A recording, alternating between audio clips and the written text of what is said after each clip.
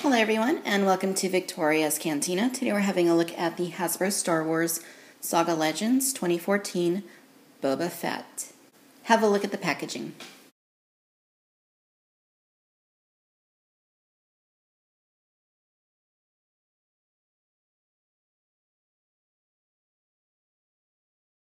Okay, so you see the packaging is essentially more of the same. This version of Boba Fett is 100% brand new. Even his rocket pack and gun appear to be brand new. This Boba Fett is really nice. Let me give you a close-up here of the head sculpt. It is nice, and the sculpt is nice too. It's perfectly adequate. It's not quite as detailed as what we've seen in the past, but, I think he looks really nice, all things considered. Give you a look at the sides, back side. There you go. His feet maybe are a little bit on the small side like the Stormtrooper, but, all in all, he's really nice. The coloring is looks pretty much right on to me.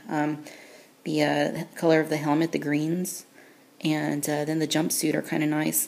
Now, it's a little weird how his shirt portion right there, the jumpsuit's more of a white color compared to the rest of the suit, which looks to be a little bit more of like a grayish kind of color. But it's not too noticeable, and I think that's actually how it might have been on the vintage release. But, it's a little distracting. I'm not too sure if that's exactly how it looked in the film, but as far as it goes for the figure, it's really not too bad. In the way of articulation, Boba Fett has a swivel at the head, and as you can see, the whole neck and the head look to be one piece as they both move at the same time. He has a swivel at the arms, and then swivels at the hips, and that's all you get.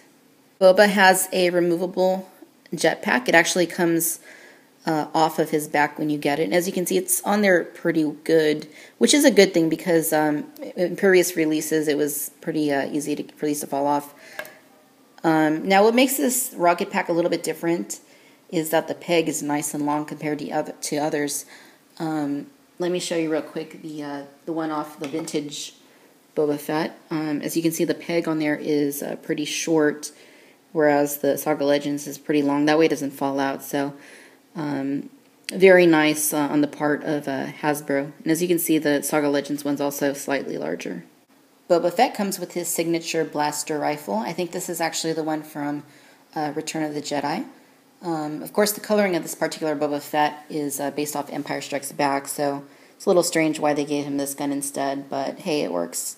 Again, it's a new sculpt, and it's very basic. There's not a whole lot to the paint work on it. I think it's actually just molded in this gray color, but, it's quite nice.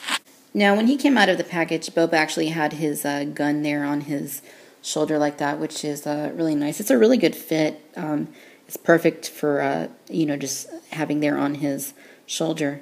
It's important to note that you still get some of the classic detailing on this Boba. You still get the little dent there on his helmet, the indent there on his shoulder pad, the Wookiee braids, which are actually sculpted to his torso, and then the cape, which is also sculpted to the torso. That way you don't have extra pieces just kind of flowing.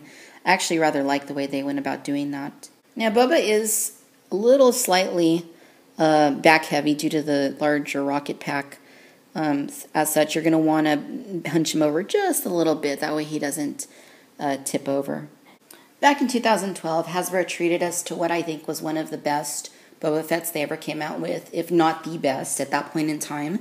And that was this guy right here, the Battle Pack version that also came with Bespin, Luke, and Darth Vader. While I always liked the helmet on this Boba Fett, I always thought that I did think that the torso was a little bit too broad, kind of throwing off his proportions somewhat. In that regard, I think that this Boba is a little bit better proportionately speaking. It looks a little more natural to me. That being said, I do prefer this Boba's helmet over that one. And of course, you get a little more detail in this one's flight suit as well as the paint apps. There's just a little bit more of a grit and realism to his paint work. Give you a look at the back side there. Yeah, this one's still a little bit more detailed. You also get the holster there with the gun. That one doesn't have he has the holster, but he doesn't have an opening for the gun. But in any case, there's still a little bit more grit and detail to that one. And for good measure, let's go ahead and throw in the vintage release right there. Obviously, that one is the most detailed out of the three, but he also has the skinniest frame of the three figures, and the most inaccurate shape of the helmet. So even though this one is marvelously articulated, and even though he's very gorgeously detailed, I still think that these other two figures edge him out for those reasons. But that being said, I'm not sure which of these two I would say that I prefer. I think I kind of like the Battle Pack version just a little bit better, only because there's a little more detail, and the helmet is just awesome. Even though I think proportionately speaking, this one is a little bit better and more realistic.